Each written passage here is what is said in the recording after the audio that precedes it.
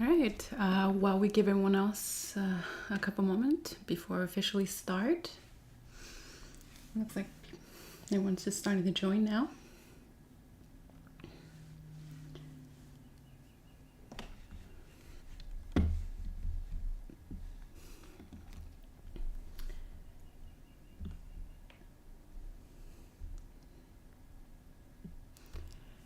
While we're all waiting, there will be a survey at the end of the webinar embedded in the chat. It would really help us out if you all take a moment to share your feedback.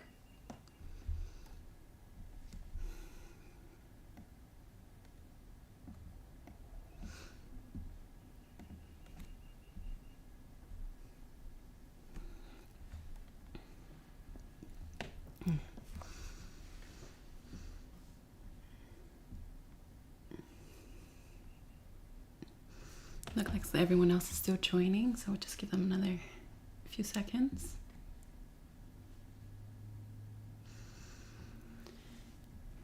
All right, let's go ahead and get started. I want to thank everyone for taking the time to join our webinar today. I understand there's going to be a lot of different questions regarding the registration process and requirement. And I'll do my best to review all the necessary information and address any concerns you might have regarding your business registration. Before I share today's agenda, I'd like to take a moment to introduce myself and my co-hosts who will be assisting me in the live chat today. My name is Linh England, and my role at VirtualPBX is to manage our products release and communication, specifically for our SMS features and compliance. With me is Rachel Anderson, our Chief Marketing Officer. She's really been instrumental in our communications with you, and she'll be collecting your questions in the chat for me to answer toward the end of this webinar. For today's agenda, the goal is to really give you an overview and provide some context to the requirements that really makes up SMS registration. Then we'll walk through the VirtualPBX registration process, how to navigate the form, what information you'll need to provide to complete this process. We'll also go over the compliance policy and best practices of text messaging, including some important dates and what to expect. Once we go over those details, we'll open up this session for everyone to ask questions. So some fun facts about text messaging. Text messaging, as you know it, really began about 30 years ago. The first message ever sent being Merry Christmas. And since then, it has become the preferred method of communication for most consumer and business alike. And no wonder, specifically with 98% open rate compared to emails that only has about 20% open rate.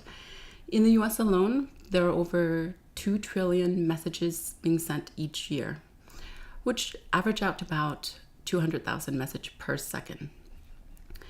And of those, over 200 spam messaging are being sent each day, or about 11 billion messages per month.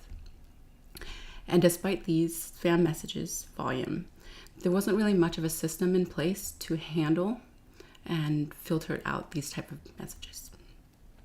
In fact, it wasn't until 2018 when the FCC ruled that SMS and MMS are considered informational services, which essentially gave mobile carriers the ability to regulate the sending and receiving of these messages as they see fit.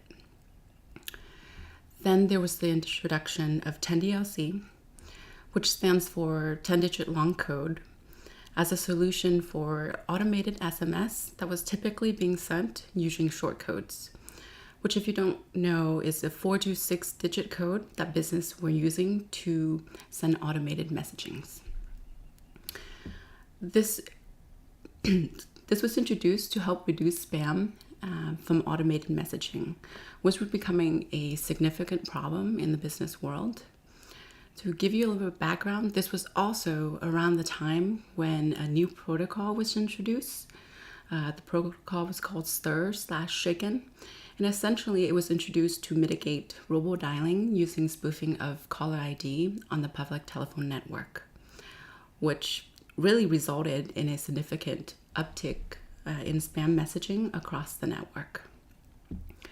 So, in order to really prevent and reduce the volume of spam messaging, in early 2021, the mobile carriers got together using this authority and really reclassify all business SMS under 10DLC A2P, which stands for Application to Person. And unlike messages that you typically send or receive on your cell phone, which is the P2P, A2P comes with numerous requirements. So what is A2P and 10DLC? Keep in mind, these lingos may be difficult to digest initially, but I'll do my best to simplify these terms and industry standards into more of digestible chunks.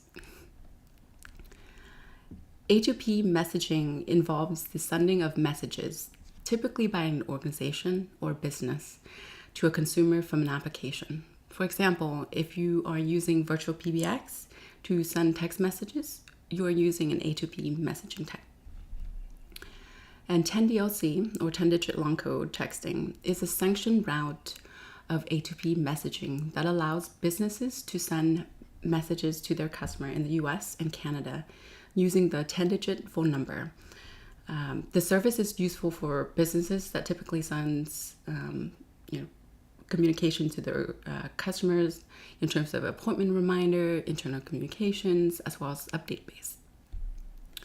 So what is the SMS registration? The purpose of SMS registration is really all part of the Know Your Customer. So what that essentially means from a carrier standpoint, there needed to be some requirements around the sending of and receiving of messages. These requirements typically include information about your business, how you're using SMS to ensure that only known entity are sending messages.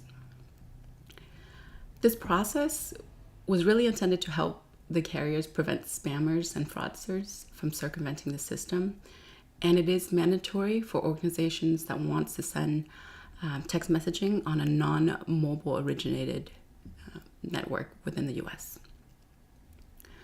To help with the registration process, the carrier authorized an entity known as the campaign registry to collect the business information and use case. Now, these registrations are being collected through providers like VirtualPBX, since we are your provider for voice and SMS services. Because these registrations are required by the carrier, it is important to note that we are unable to enable SMS on any new accounts or numbers until the registration has been completed and approved. But the good news is, once you've been approved, you'll see a better delivery rate for your messages, as your business will be known and trusted by the carriers. There are two typical paths for registration: 10DLC registration and toll-free registration. Under the 10DLC registration, that's if you're going to use a local-based number to send messaging. You'll want to use toll-free registration if you're intending on using an 800 number for messages. Keep in mind, each process has its own sets of requirements, and the approval will vary significantly. Now, before we get into the actual registration process, let's review some policy and guidelines for SMS messaging. Some of these acronyms may be confusing without context, but let me break it down for you. So in the US, SMS compliance is governed by the Federal Communication Commission and the Federal Trade Commission. These are the lawmakers who essentially set forth the rules that every subsequent party listed must follow. The FCC regulates the media and phone communication in the US, and they set the wireless carrier regulations and enforce those rules. The FTC typically handle consumer complaints and crackdowns on businesses that send text, call to spam and scam people. And then there's the TCPA, which is the federal law that was passed in 1991, and it is enforced by the FCC. We'll get into more of detail on that in a moment. The TCPA is a group that is represented by the wireless network or industry within the U.S. So think of Verizon, AT&T, T-Mobile. They're all part of the TCPA. Now, these are the main laws that essentially makes up what your SMS requirements are going to be under. The TCPA, which is the federal law in the US, that essentially really regulates the brand and organizations that can contact consumer via phone or text messaging. They place a lot of restriction on the use of automated dialing system and text messaging, and often require a company to obtain prior express consent from the consumer before reaching out to them regarding calls or via text messaging. The key takeaway for the TCPA is, if you're going to be messaging consumer regarding marketing-based messaging, you do require proof of written consent and may be requested to provide those evidence. For non-marketing based messaging like internal communication, alerts, or verifications, or just customer support based, those can be written requirements. So let's say you have a form on your website that specify that you'll be reaching out to those customers via text. That's acceptable for non-marketing based. And then of course, in some instance, like where it's more conversational based, it can be verbal consent. You can only send message content that really match what the subscriber initially opted in to receive. For example, if a subscriber texted your support line and they're having a conversation with you about support-based issues, you can't use that phone number that they just messaged you to use that for a marketing-based campaign at a later time. There are violations that are subject to fines if you do violate these requirements. You can be fined up to $1,500 per message sent per recipient if you were known to intentionally send these messages with those violations. So keep those in mind. Then the TCPA, the traded organization in the US, they also set their own guidelines for SMS communications, which is often updated on a quarterly basis. These core principle really makes up a lot of the components that's required in your SMS registration. And those components requires you to display clear call to action. So customer can be aware of exactly what they're signing up to receive. Some clear opt-in mechanism. Customer must consent to opt in on all reoccurring messaging program. The customer must also understand that they will receive those messages and consent to continue to receiving them. Sending opt-in confirmation. For reoccurring messaging programs, so if you know you can continue to message those customers, there needs to be a confirmation message that must include clear opt-out instructions so that they can opt out at any time. There needs to be acknowledgement of opt-out requests. Typically, service providers do have those acknowledgement and mechanism in place. So for example, if one of your customers were to use the keyword stop, that will bypass within the system and you won't be able to text them. But if they use alternative method, it is best that you keep that in mind and opt them out within your messaging campaign. Lastly, the Can-Am Spam Act. This was an act that was passed in 2003 by Congress to curb the number of commercial emails and text messaging that could be sent to a specific device. So to comply with this act, you really just need to take 3 actions in mind when texting mobile numbers. In terms of identification, you need to provide a clear indicator of who you are and what your messaging is regarding. Whether it's advertisement based, is it for good service, is it support? Some clear opt-out instructions, having the options to stop receiving text is a must. So you need to make sure that future messaging aren't being sent to someone that has chosen to opt out. And then a return address. So the number that you're texting those customers can't be spoofed. It needs to be clearly identified. Now that we review the rules and regulations, what does it really mean for your business use case in obtaining consent? There are really 5 core actions to keep in mind when it comes to A2P messaging. And it comes down to 3 paths. Is it conversational, informational, or promotional messaging? Depending on which category your business use case fall under, consent will vary. Opt-in for contact. You can't use a customer contact across all type of messaging campaigns. When messaging a customer, there needs to be a clear opt-in message confirmation. And if a customer opt out, you must remove them from your messaging contact list. And the last thing is you can't send prohibitive content, which is associated as SHAF. And SHAF stands for sex, alcohol, hate, firearm, and tobacco. These forbidden use case applies to all A2P messaging. So please note that these categories are determined by the carriers. So even if your specific use case is not prohibited and you do send some message content that has those mentioned, it may be restricted or blocked by the carriers. All right, so now that you've had more insight into the world of SMS compliance and registration, we'll do a quick walkthrough of the VirtualPBX registration form. In this slide here, I've included some pre-registration checklists of things that you'll need to complete your registration. Information regarding your business, your primary contact, intended SMS use, subscriber opt-in, help, and opt-out information, acknowledgement of special use case, and sample messaging.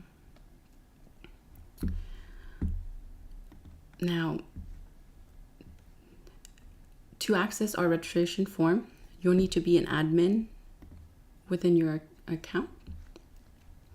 Once you've logged in to the admin portal, as you can see here, it's the About SMS page, but you'll access through the hamburger menu on the top right corner, and you'll see the SMS registration. Once you click it, it takes you back to this page here, which will go over the information that we've just reviewed. When you're ready to complete your registration, you'll click on the Start Registration, which will give you another checklist of the information that we'll require. And then go ahead and click on Register. Once you click on Register, the form will populate right here, and then you'll be able to start completing information regarding your business. You'll need to include your legal business name, specify your organization type.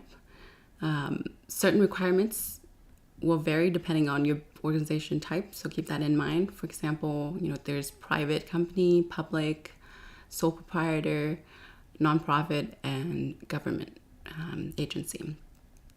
The big difference between private-based company and sole proprietor is that you do need to include an EIN if you specify that you are a private-based business. Then you'll need to include the vertical or industry that your company is based in. And if your DBA or your brand name is different than your legal name, you'll need to include it here as well. And of course, here's the EIN. Once you've put in your EIN number, make sure to attach a SS4 approval letter from the IRS to verify the validity of your EIN. Then you'll include your address, your business address information. Make sure that the information that you listed here does match your IRS record or your governing agency record if you are filing from outside of the United States. Then you'll want to put in the primary contact information. So The person that you'll want to put here is either yourself or someone that can verify these information regarding your business, as we may reach out to you at some point to verify information or ask for additional information. Something to keep in mind, the phone number needs to be a mobile-based number so that we can send you verification messages as needed. Then it will go into your intended SMS use. So for majority of you who are our business-based customer, your use case will most likely fall under the UCaaS low volume. And that's typically the one that we recommend, but of course there are additional options if your business has other use cases as well. Then you'll outline your typical use. So really describing what your use case is, the purpose of your message, whether you're using it for appointment reminder, customer care, or answering customer questions, etc. Then you're going to input in your call to action message. For most case, for business customer, you can use the keyword, right? And explaining by the customer would opt in by texting subscribe or start to the phone number that you've specified for your business. If you choose keyword as your call to action message here, then keep that in mind as you fill out the subscriber opt-in section. And then here you'll note if you're going to be using a toll-free for messaging. Something to keep in mind, if you choose this option and then say yes, that will redirect you to the toll-free process, which the timing for that can vary. And then in this section is all about opt-in. So you're just confirming whether you do enforce the opt-in within your business. If you're using keyword, like I mentioned above, you'd specify here and then just describe how that mechanism works. The customer text in start to receive messaging from us, something like that. We've also gone ahead and pre-filled in some basic keywords that you can use for your business if you choose. Otherwise, if you already have existing keywords, you can of course change these here. In the special use case section, this is really all about acknowledgement. We want to make sure that the message content that you send aren't prohibited and are within compliance. So it's just really acknowledging those pieces. Once you've completed that process, you do need to provide 3 sample message of what your typical communication with your customers is going to be like. And then the last question is about your estimated message volume. Typically for business customers, you probably won't consume more than 1,000 message, but of course that will vary depending on your type of business. Once you've completed the form, you'll want to hit submit. Go back to the top here. After you hit submit, you can follow up on your registration here under the registration status. Once you've submitted, it will show what status you're currently in. It's not going to display here since I didn't create a submit. But as it moved through the registration process, it will be updated here. We'll be reaching out to you and requesting additional information as well if that's needed. We do recommend that as you're filling the registration form to verify all the information regarding your business so that it minimizes the time from submission to approval. Once you have done that, just a couple of things to keep in mind. In terms of dates and expectations, the 10DLC process, which is the local registrations, typically takes between 7 to 10 business days. For toll-free, that timing can vary significantly as much of the process is manual based, so between 5 to 6 weeks. And then something to keep in mind, there is a one-time registration fee that we are currently waiving. So if you began your registration by April 7th, there will not be any registration fee for you. All right. Now that we've gone through the registration and reviewed the details, I'll open up for Q&A.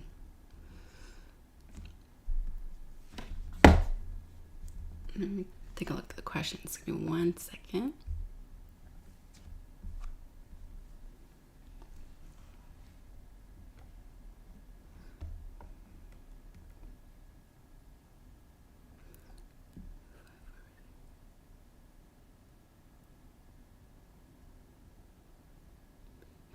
Okay. All right, so how much does registration cost after the 7th? So our one-time registration fee is $20, and that covers the cost of registering your brand or your organization and the initial vetting process for your use case. And there's another question regarding so the only thing I was asked to provide for registration is a phone number. I completed that, but have not received a notice that I'm officially registered. Do I need to be concerned? So when you submit your registration and we reach out to you asking for additional information, we're using the information that you provide to submit that through to the carriers. Once we receive confirmation from them, we reach out back to you, or if everything goes according to plan, ideally, then you would receive an email that your account has been approved, and SMS, you can either continue to use SMS if it's already been enabled, or you can start to use SMS. If text messaging is strictly conversational, is registration still required? Yes. So if you are using VirtualPBX for text messaging, you are required to register regardless of the type of messaging that you'll be utilizing. That's part of the reclassification, making sure that anyone that uses that type of messaging is known. Can I opt out of registration? If you don't intend on using text messaging with us, then you do not need to complete the registration process.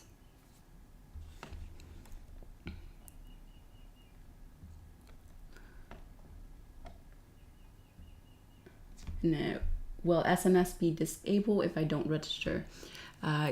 Yes, this is all part of the compliance process. So we are working with you to try to get the registration completed.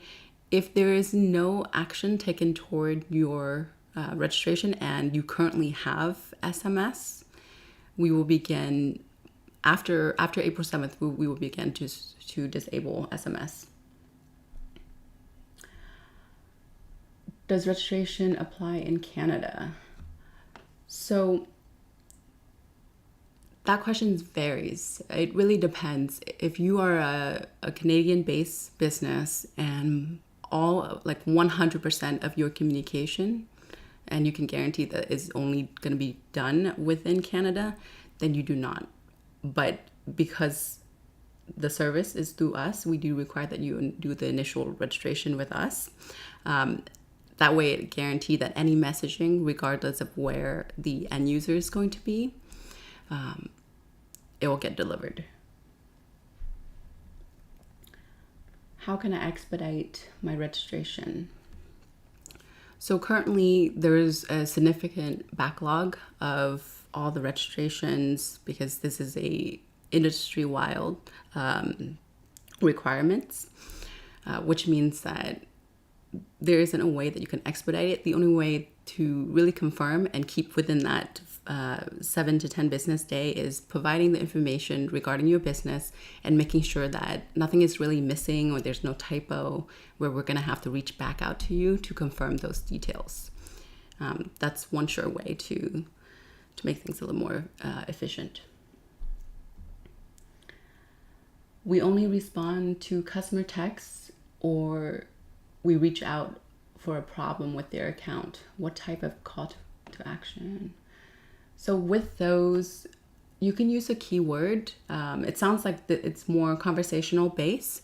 So you're either reaching out because the customer has verbally asked you, I need some assistance, and they're reaching out, or they're texting you and asking support. So you can use keywords in that instance. All right. Let me see if there's any additional questions.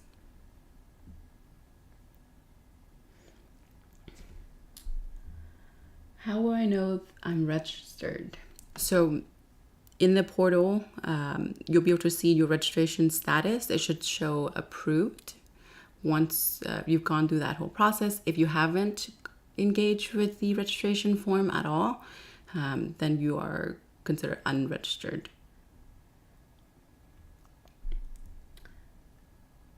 Do I need to register for SMS if I don't send marketing messages? So in terms of registration, this is applicable for all use case. So if you are using VirtualPBX platform, virtual text for messaging, we do need you to register regardless of your use case.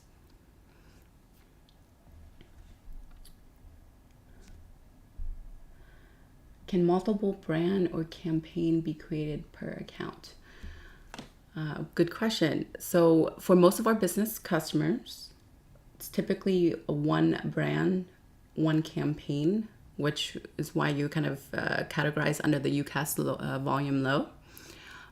We are working on launching a pro product, which will give you the ability to have additional brand or campaign associated to your business, but that is still in the works currently. If you're interested in learning more information regarding that product, please let us know and we will put you on the beta list. Do I need to enter my VirtualPBX name or legal?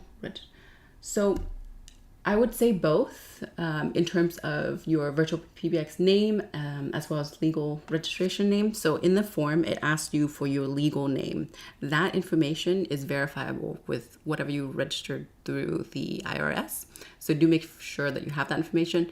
Your DBA or your VirtualPBX name isn't as important, mostly because that's internal information for us.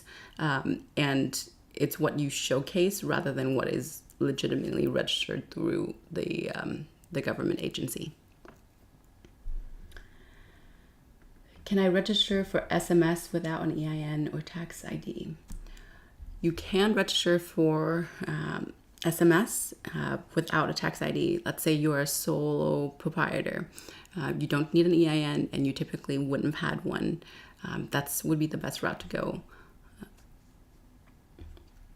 All right, looks like that's all the questions that we have for right now. So I want to thank everyone for attending. If you get a chance, please complete our survey. Let us know if this was helpful, any other topics that you'd like us to cover.